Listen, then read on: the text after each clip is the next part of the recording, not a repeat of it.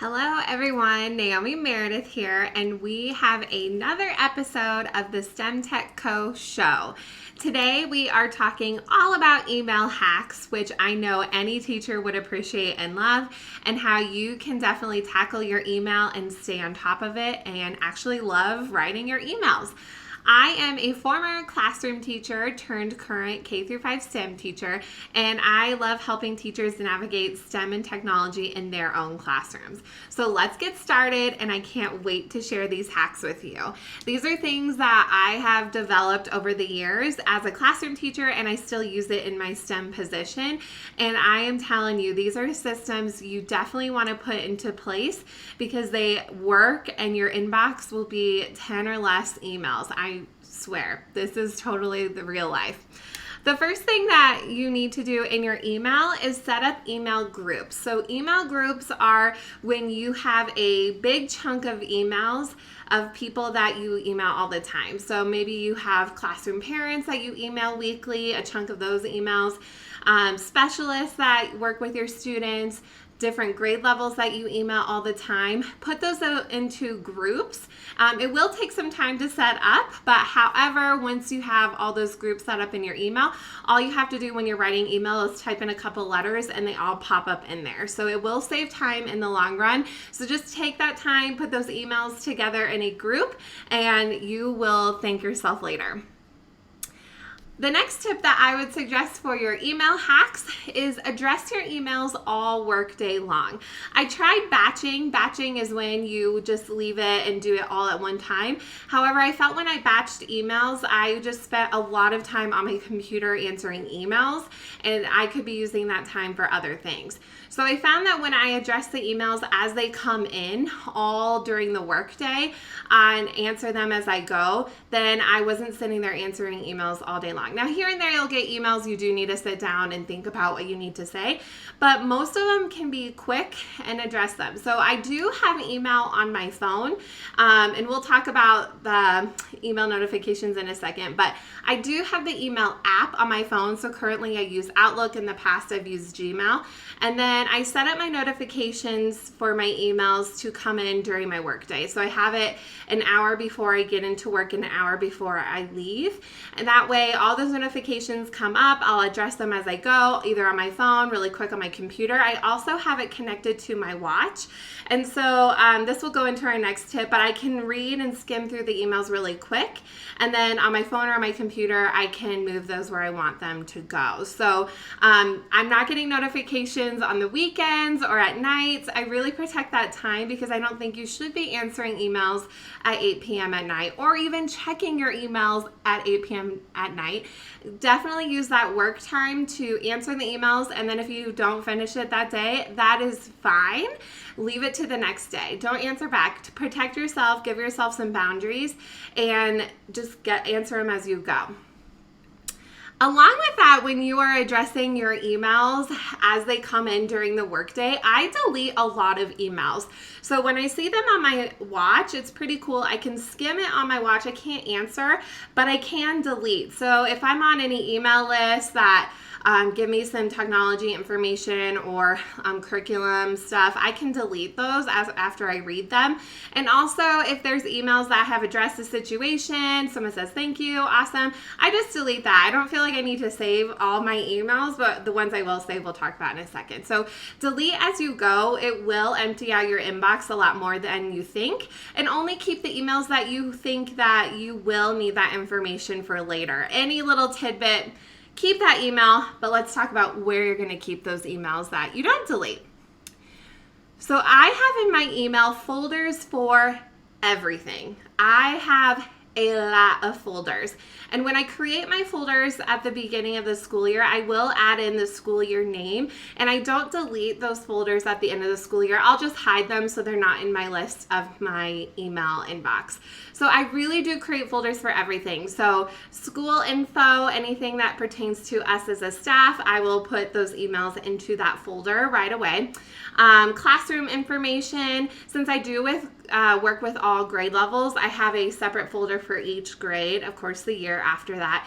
District emails, district paperwork. I do have a folder for cool tools. So I do like being on those email lists. I know you're like, whoa, you get a lot of emails. I do like it because I like getting information from companies and curriculums that I believe in. So if it's an email that I really like, I will put it in my cool tools email folder, but I also have subfolders underneath. So if it's specific robots that I use, specific websites that I use, I have a folder for those as well. So I get very specific with my folders. I have a home for everything. So the things that I want to keep, they have a home. They don't stay in my inbox. They go into a folder. I know some people like it with their folders. They'll set it up where when the email comes in, it will go into a folder right away. I tried that for a little while and I just didn't open up those folders and go and check it. So I actually missed a lot of information. So I let all my emails go into my inbox, delete anything that I don't need, and then as I go throughout the day, I just move it to my folder. I feel like it's easier on my phone, to be honest, because you can click through and move into the folders right away. And when I'm searching back for those emails, I can search back in that folder, or I can just use the search tool. So it's super, super helpful. Have a home. Think about those common things that you are getting emails about. I do have a list of the folders that I use, and I'll share with you at the end where you can get that list. Along with answering emails, over the years I've noticed I will get emails that have the same questions or the same topics. And so I've made a list of all those common questions that I typically get, especially in my position now. I get a lot of the same questions about technology troubleshooting. And also from kids, what are those questions of technology troubleshooting? So I have actually email templates that I have in a Google Slide. So with that example, technology troubleshooting, I take screenshots of what the solution is, and then I have the words along with it. So step by step how to fix the problem. And then I insert that picture of those troubleshooting steps into the email. So I'm not researching, oh wait, how do I solve this again? Now, common troubleshooting tips, I already have the solution in a template.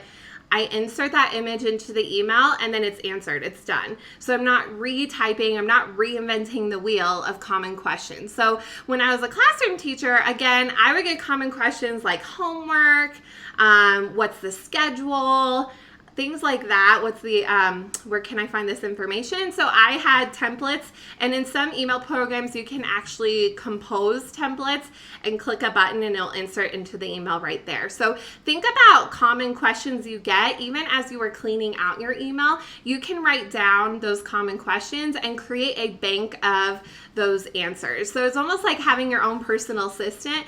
You have it all ready to go and you can just copy and paste it and move on. So that has saved me a lot of time.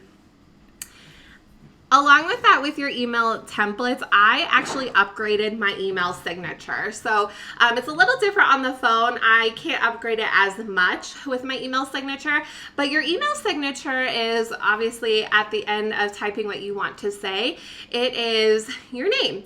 Well, when you think about it, when you write your name, that takes time and it adds up over time. So I actually upgraded my email signature, and not only does it have my name, it has my picture, because I'm emailing people that might not have met me in real life. So people in the district, parents, since I do work with all the kids in the school, I haven't met all the parents.